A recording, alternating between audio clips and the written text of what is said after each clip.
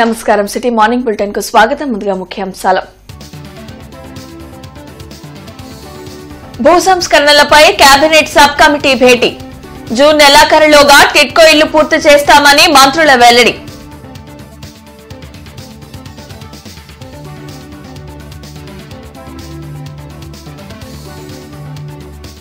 GGH లో సమీక్ష జరిపిన ఎమ్మెల్యే నజీర్. డిజిటల్ మహిళా సంఘం ఎగ్జిబిషన్ ను ప్రారంభించిన ఎమ్మెల్యే గల్లా మాధవి.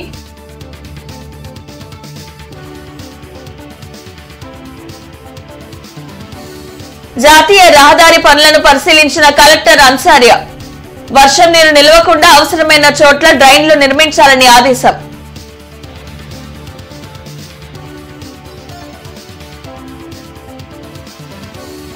కల్తీ మద్యం అరికెట్టేందుకే ఎక్సైజ్ సురక్ష యాప్. బ్రోచర్ ను విడుదల చేసిన ఎమ్మెల్యే గల్లా. వైన్ షాప్లను పరిశీలించిన ఎమ్మెల్యే నజీర్.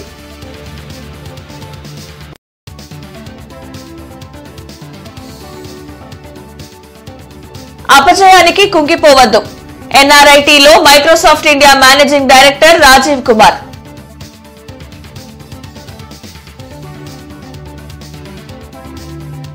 ఏపీ సచివాలయంలో మంత్రివర్గ ఉపసంఘం సమావేశమైంది. మంత్రి అనగాని సత్యప్రసాద్ నేతృత్వంలో ఈ భేటీ జరిగింది. ప్రధానంగా భూ సంస్కరణల గురించి మంత్రులు మాట్లాడారు. ఈ సమావేశానికి మంత్రులు ఎన్ఎండి ఫరూక్, నారాయణ, పయ్యావుల కేశవ్, ఆనం రామనారాయణ రెడ్డి హాజరయ్యారు. సమావేశం అనంతరం పేదలందరికీ ఇళ్లకి సంబంధించిన విషయాలపై మంత్రి కొలుసు పార్థసారథి నేతృత్వంలో మంత్రులు చర్చించారు. మంత్రివర్గ ఉపసంఘం సమావేశంలో పేదలకు ఇళ్లు ఇవ్వడానికి గల హౌసింగ్, రెవెన్యూ సంస్కరణల జీవోఎంలపై చర్చించామని మంత్రి అనగాని సత్యప్రసాద్ తెలిపారు. టిట్కో కింద 7 లక్షల ఇళ్లు గ్రౌండ్ చేస్తే గత జగన్ ప్రభుత్వం వాటిని 2.5 లక్షలకు తగ్గించిందని మంత్రి నారాయణ తెలిపారు. జూన్ చివరిలోగా టిట్కో ఇళ్లు పూర్తయ్యేలా చర్యలు తీసుకుంటామని మంత్రి నారాయణ చెప్పారు.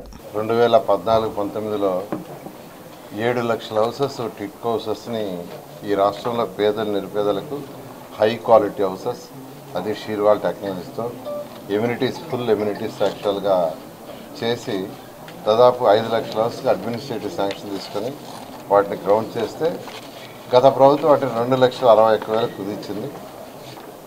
అయితే అవి కూడా పూర్తి చేయాల. ఏదైతే 14-19లో చేసినామో వాటిల్నే ఉంచి వాటిలో కూడా కట్టాయిలు చేయటం, రకరకాలుగా పాలసీలని మార్చి గందరగోళం చేసిన ప్రజల్ని. ఈరోజు ఎవరికైతే 14-19లో హౌస్ అలాట్ చేసామో వాళ్ళు అనేక ఇబ్బందులు పడుతున్నారు. ఏదేమైనప్పటికీ ముఖ్యమంత్రి గారు ఒకటే చెప్పారు, గత ప్రభుత్వం ఎన్ని అవకతవకలు చేసినా పేద ప్రజలు ఇబ్బంది పడకూడదు, వాళ్ళందరికీ మనం అనుకునే ప్రకారం హౌసెస్ కంప్లీట్ చేయమని ఆదేశించారు. దాని మీద ఈరోజు టిట్కో హౌసెస్ ఏదైతే ఉన్నాయో అవన్నీ కూడా రేపు జూన్ ఎండింగ్ లోపల అన్నీ కంప్లీట్ అయ్యేటట్టుగా ఆ 2,61,100 దానికి అడుగులేస్తూ ముందుకు పోతున్నాం. కోస్తాంధ్రలోనే అతిపెద్దదైన జీజీహెచ్ కి అవసరమైన అన్ని మౌలిక వసతులు కల్పించేందుకు అన్ని డిపార్ట్మెంట్ల హెచ్ఓడీలతో సమీక్ష నిర్వహించామని ఎమ్మెల్యే నజీర్ వెల్లడించారు. జీజీహెచ్లోని సుశ్రుత హాల్లో జరిగిన రివ్యూ మీటింగ్లో doctor Shanakkayala Umashankar, corporator Poturaju Samata, superintendent doctor Ramana Yashasvi హాజరయ్యారు. ఈ సందర్భంగా ఎమ్మెల్యే నసీర్ అహ్మద్ మాట్లాడుతూ పేద ప్రజలకు మెరుగైన వైద్యం అందించేందుకు అవసరమైన అన్ని పరికరాలు తెప్పించేందుకు ప్రతి 2 నెలలకు ఒకసారి రివ్యూ మీటింగ్ నిర్వహిస్తున్నామని తెలిపారు. గతంలో సిబ్బంది కోరిన విధంగా ప్రభుత్వ సహాయంతో వివిధ ప్రాంతాల్లో ఉన్న 21 మిషన్లను జీజీహెచ్కి తెప్పిస్తున్నామని చెప్పారు. ఈ కార్యక్రమంలో జీజీహెచ్ హెచ్ఓడీలు పాల్గొన్నారు. గతంలో జరిగినటువంటి రివ్యూలో కొన్ని పరికరాలు ప్రభుత్వం ఇచ్చినప్పటికి కూడా అనేక ఆసుపత్రుల్లో నిరుపయోగంగా ఉన్నటువంటి విషయాన్ని స్థానికంగా ఈ హాస్పిటల్లో పనిచేసేటువంటి డాక్టర్స్ చెప్పడంతో వాటిని లిస్ట్ అవుట్ చేసుకొని ప్రభుత్వ దృష్టికి తీసుకొని వెళ్ళి అధికారులను ఆ విషయం మీద వాళ్ళందరికీ కూడా నోటీస్ ఇచ్చి 21 మెషిన్లను గుంటూరు ప్రభుత్వ ఆసుపత్రికి తీసుకుని వచ్చేటువంటి ప్రయత్నం చేశాం. అది ఈరోజు సఫలీకృతం అవడం, దానికి సూపరింటెండెంట్ గారు ప్రత్యేకమైనటువంటి దృష్టి పెట్టి నాతో అలాగే మేము పదే ప్రభుత్వ దృష్టికి తీసుకొని వెళ్ళి డిఎంఈ గారికి, అలాగే ప్రిన్సిపల్ సెక్రటరీ గారికి, వైద్య శాఖ మంత్రి గారికి కూడా విన్నవించడంతో వాళ్ళు స్పందించి వెంటనే ఈ 21 మిషన్లను కూడా రిటర్న్ పంపించడం జరుగుతూ ఉంది. జాతీయ రహదారి పనులను జిల్లా కలెక్టర్ తమీం అన్సారియా నిన్న తనిఖీ చేశారు. తాడేపల్లి మండలం కొలనుకొండ వద్ద గుంటూరు తూర్పు మండల పరిధిలోని బుడంపాడు వద్ద జాతీయ రహదారి 6 లైన్ల విస్తరణ కోసం నూతనంగా నిర్మిస్తున్న రైల్వే ఓవర్ బ్రిడ్జి పనులను జిల్లా కలెక్టర్ తమీం అన్సారియా పరిశీలించారు. జాతీయ రహదారికి సంబంధించి అభివృద్ది, విస్తరణ పనులను, రైళ్ల నిర్మాణానికి ప్రతిపాదించిన ప్రాంతాలను పరిశీలించారు. మంగళగిరి, తాడేపల్లి నగరపాలక సంస్థ అధికారులను సమన్వయం చేసుకుంటూ జాతీయ రహదారుల అధికారులు రైళ్ల నిర్మాణానికి చర్యలు తీసుకోవాలని ఆమె సూచించారు.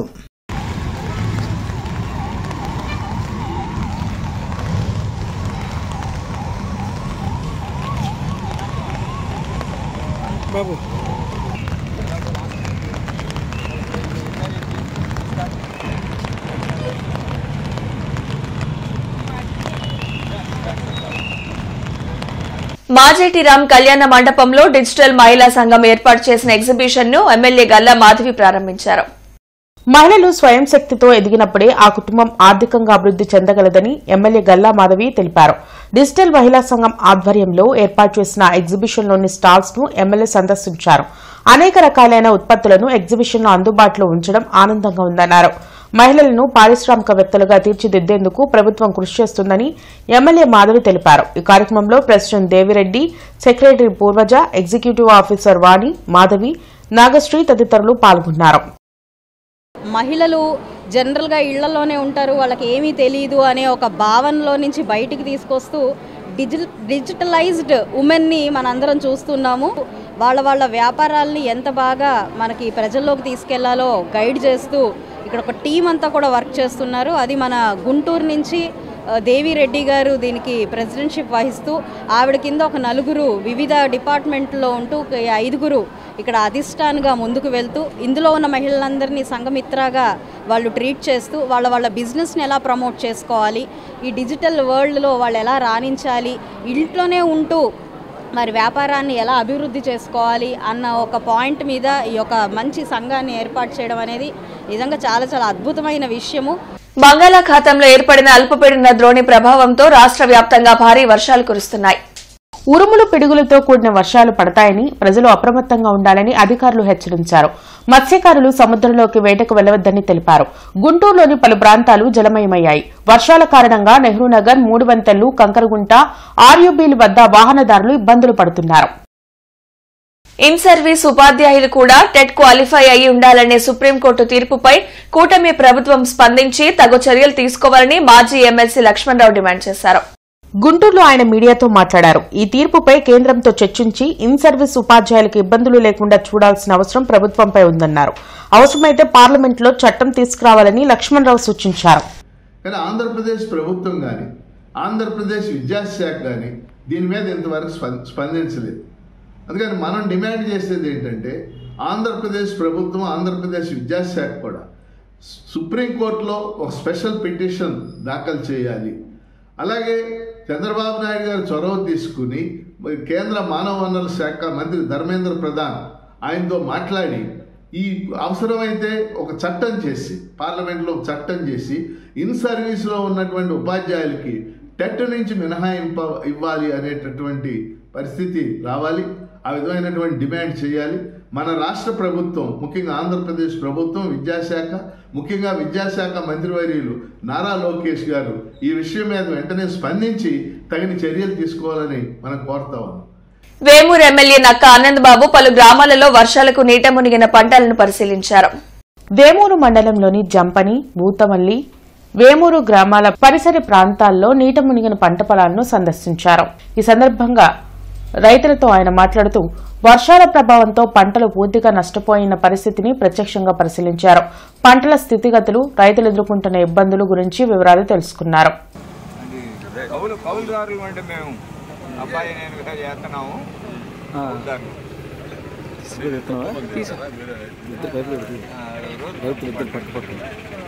అపజయానికి కుంగిపోవద్దని కష్టపడి ప్రయత్నిస్తే విజయం తథ్యమని Microsoft India managing director and president Rajiv Kumar అన్నారు.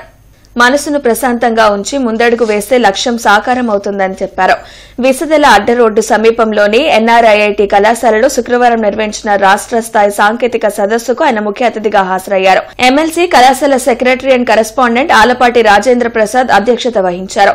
ఈ సందర్భంగా Rajiv Kumar AI, Microsoft, quantum computing తదితర అంశాలపై అవగాహన కల్పించారు. రాష్ట్ర ఉన్నత విద్యా మండలి చైర్మన్ మధుమూర్తి, ఎన్ఆర్ఐఐటి విద్యా సంస్థల చైర్మన్ ఆలపాటి రవీంద్ర మాట్లాడారు. కళాశాలలో నూతనంగా నిర్మించిన ఎంబీఏ భవనాన్ని రాజీవ్ కుమార్ ప్రారంభించారు.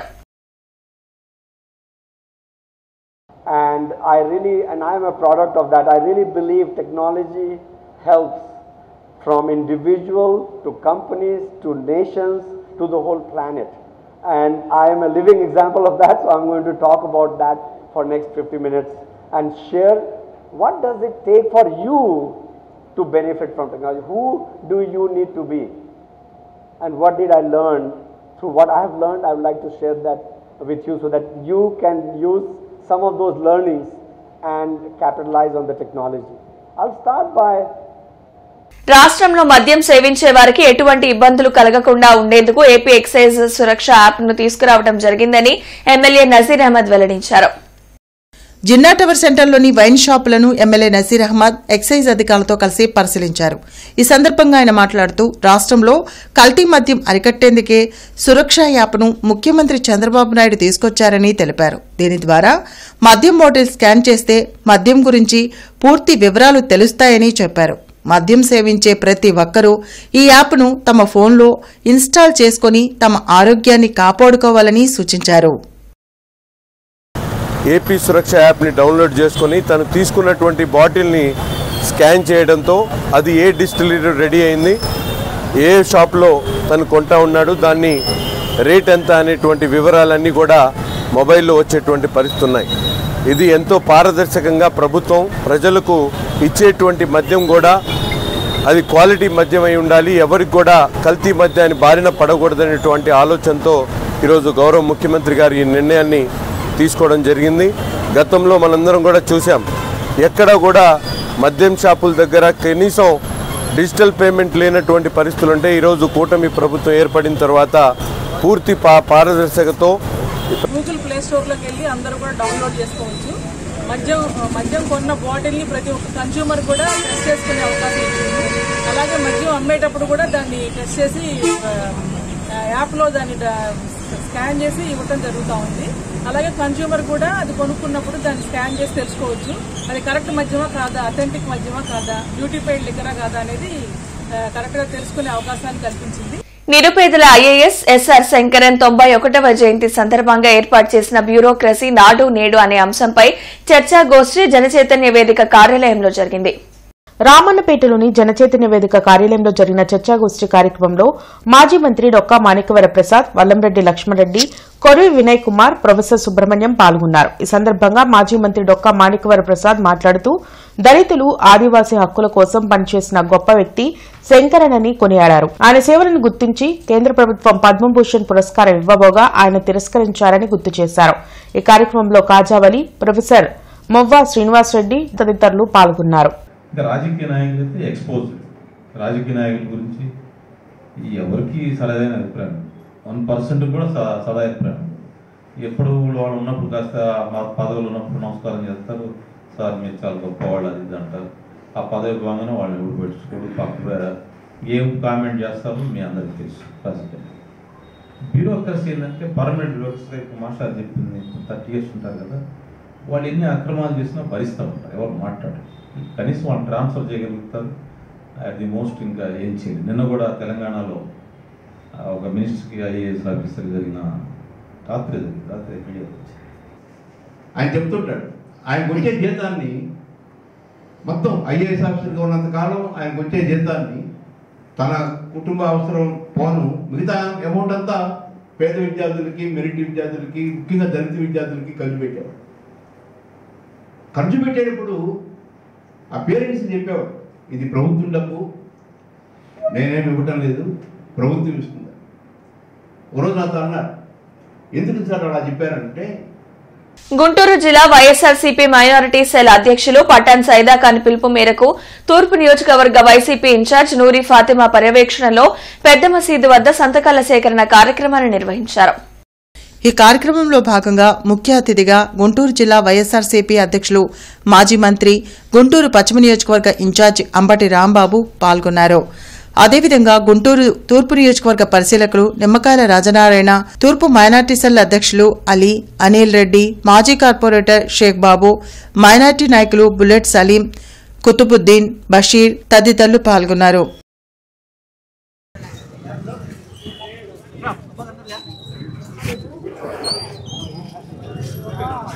రాజధాని పారిశుద్ధ్య కార్మికులకు 21,000 జీతం, మున్సిపల్ కార్మికులకు పనిభారం తగ్గించాలంటూ ది గుంటూరు జిల్లా municipal employees and workers union నాయకులు డిమాండ్ చేశారు.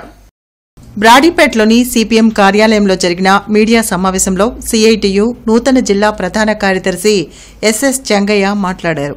రిటైర్ అయిన కార్మికుల స్థానంలో వారి కుటుంబ సభ్యులను పనిలోకి తీసుకోవాలని, గత సమ్మెకాలం ఒప్పందాలకు జీవోలు జారీ చేయాలని ది గుంటూరు జిల్లా మున్సిపల్ ఎంప్లాయీస్ వర్కర్స్ యూనియన్ జిల్లా మహాసభల్లో తీర్మానం చేశారని తెలిపారు. ఈ కార్యక్రమంలో జిల్లా అధ్యక్షులు పూనేపల్లి శ్రీనివాసరావు, కుంభా శివయ్య, కార్యదర్శి బి ముత్యాలరావు, కమిటీ సభ్యులు పాసం పూర్ణచంద్రరావు తదితరులు పాల్గొన్నారు. ఈ రోజు మంగళగిరి కార్పొరేషన్ పరిధిలో 25 మంది కార్మికుల్ని రిటైర్మెంట్ చేయడం జరిగింది. 60 ఏళ్లు నిండిపోయినాయి కాబట్టి మీరు పని నుంచి రావద్దని చెప్పి ముందు రోజు చెప్పడం జరిగింది. వాళ్ళ ఇంటికి పంపించారు. ఇట్లాగా రాష్ట్ర వ్యాప్తంగా, జిల్లా వ్యాప్తంగా అనేక మంది కార్మికులు 60 ఏళ్లు నిండిని ఇంటికి వెళ్ళిపోండి అని చెప్పి చెప్తా ఉన్నారు. మరి ఏమాత్రం వాళ్ళ వారసుల్ని పనిలో పెట్టుకోకుండా, రిటైర్మెంట్ బెనిఫిట్స్ ఇవ్వకుండా ఇళ్లకి పంపించడం అనేది చాలా దుర్మార్గం అని చెప్పి చెప్తా ఉన్నాం. పర్మనెంట్ కార్మికులు రిటైర్ అయితే లక్షల రూపాయలు ఇస్తూ ఉన్నారు. కనీసం 2 లక్షలు 3 లక్షలు నిర్ణయించినటువంటి రిటైర్మెంట్ బెనిఫిట్స్ ఇవ్వాలని చెప్పి మేము కోరుతా ఉన్నాం. నార్ల ఆడిటోరియంను పీపీపీ విధానంలో అభివృద్ది చేయాలనే కార్పొరేషన్ నిర్ణయాన్ని వెనక్కి తీసుకోవాలని సిపిఐ డిమాండ్ చేసింది. కొత్తపేట మల్లలింగం భవన్లో పార్టీ నగర కార్యదర్శి అరుణ్ మీడియాతో మాట్లాడారు. ఆడిటోరియంను ప్రైవేట్ వ్యక్తులకు కట్టబెడితే సామాన్యులకు అది ఏ విధంగా అందుబాటులో ఉంటుందో ప్రభుత్వ పెద్దలు చెప్పాలని నిలదీశారు. కౌన్సిల్ అత్యవసర సమావేశంలో ప్రజాప్రతినిధులు ఒకరిపై మరొకరు విమర్శలు చేసుకోవడం సిగ్గుచేటని అన్నారు. ప్రధానంగా నిన్న జరిగినటువంటి మీటింగ్ లో నార్ల వెంకటేశ్వరరావు సంబంధించినటువంటి ఆడిటోరియం ఏదైతే ఉందో, గుంటూరు నగరంలో నడిబొట్టులో గార్డెన్ సెంటర్లో ఉన్నటువంటి అత్యంత విలువైనటువంటి ఆ యొక్క ఆడిటోరియం సంబంధించినటువంటి దాన్ని నరబాద్ సంస్థ పీపీపీ పద్ధతిలో గుడి యాజమాన్యానికి, అదేవిధంగా గుడిలో సేవా సంస్థకి ఇచ్చేటువంటి ఆలోచన ఏదైతే ఉందో దాన్ని సిపిఐగా తీవ్రంగా విమర్శిస్తా ఉన్నాం. దాన్ని వెనక్కి తీసుకోవాలని చెప్పేసి సిపిఐగా డిమాండ్ చేస్తా ఉన్నాం. జిల్లాలో పొలాల గట్లు, చెట్ల కింద పాకలు ఏర్పాటు చేసుకుని ఉంటున్న యానాదులకు ఇళ్ల స్థలాల్లో ప్రభుత్వం మంజూరు చేయాలని స్టైట్వా రాష్ట్ర అధ్యక్షులు బాపట్ల యేసుబాబు అన్నారు. గోపాలకృష్ణయ్య కాలనీ కమ్యూనిటీ హాల్లో గిరిజన యానాదుల అవగాహన సదస్సు నిర్వహించారు. ముఖ్య అతిథిగా హాజరైన యేసుబాబు మాట్లాడుతూ యానాదులు ఎక్కువ మందికి ఇళ్ల స్థలాలు, రేషన్, ఆధార్, ఓటర్ కార్డులు లేకపోవడంతో ప్రభుత్వ సంక్షేమ పథకాలు అందడం లేదన్నారు. ప్రభుత్వంతో పాటు జిల్లాకు చెందిన అధికారులు దృష్టి సారించి యానాదుల అభ్యున్నతికి కృషి చేయాలని కోరారు. సమావేశంలో స్టైట్వా జిల్లా నాయకులు కత్తి పద్మ, ఆర్ వరలక్ష్మి, తిరువీధుల వెంకాయమ్మ, ఏడుకొండలు, విజయకుమార్ తదితరులు పాల్గొన్నారు.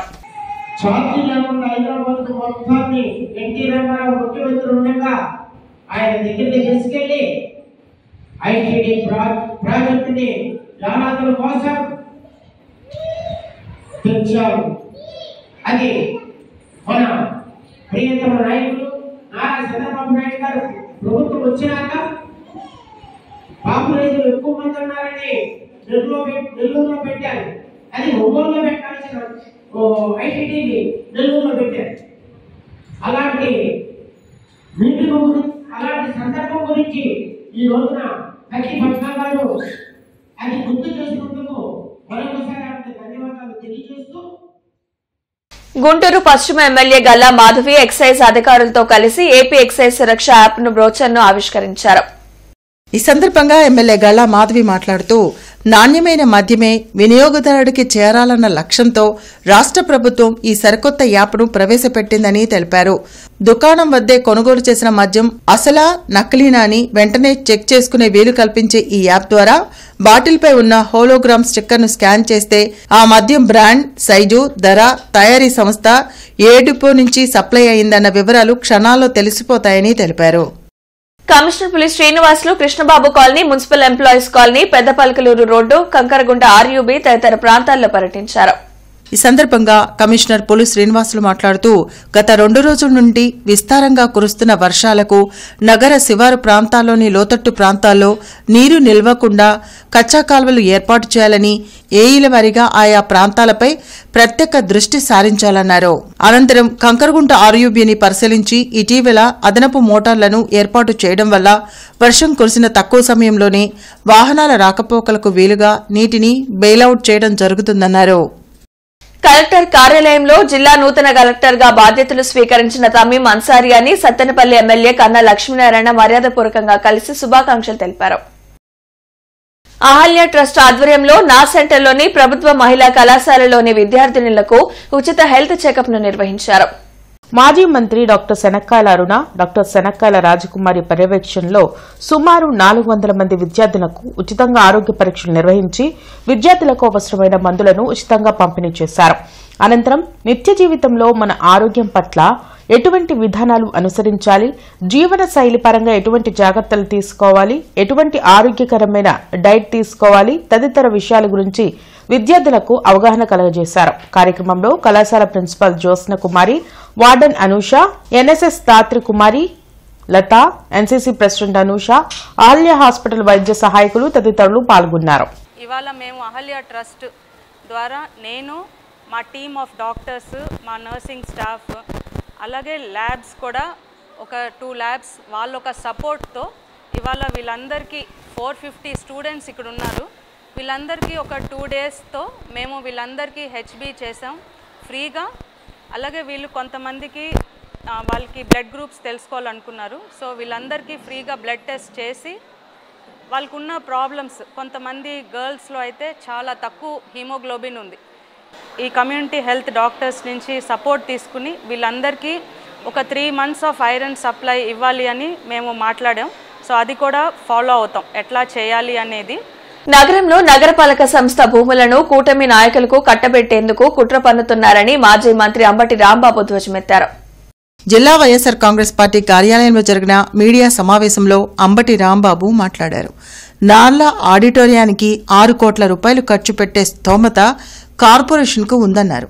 100 కోట్ల విలువైన భూమిని అన్నమయ్య సేవా సమితికి ఇవ్వడానికి ప్రత్యేక సమావేశం పెట్టారని ఎద్దేవా చేశారు. పీపీపీ మోడ్ అనే పేరుతో చంద్రబాబు నాయుడు విలువైన స్థలాలను వారి మనుషులకు అప్పగిస్తున్నారని మండిపడ్డారు. అన్నమయ్య ట్రస్ట్ 6 కోట్లు పెట్టి కట్టిన వైసీపీ అడ్డుకుంటుందని హెచ్చరించారు.